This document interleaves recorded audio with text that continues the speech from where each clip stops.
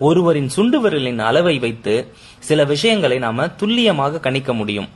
அதாவது மோதிர விரலின் முதல் கோட்டிற்கு கீழே உள்ள சுண்டு விரலாக இருந்தால் அந்த கோட்டிற்கு கீழே இருக்கணும்.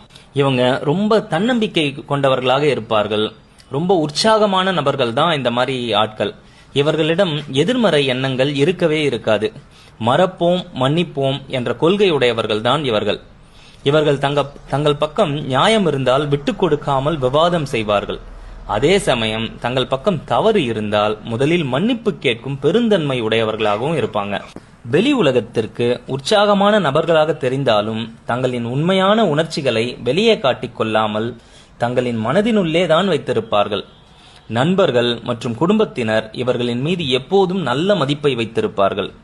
தெரிந்த விஷயத்தை துணிச்சலுடன் எதிர்கொள்ளும் இவர்கள் தெரியாத புதிய விஷயங்களை முயற்சி செய்வதில் தயக்கமும் பயமும் கொண்டிருப்பார்கள்.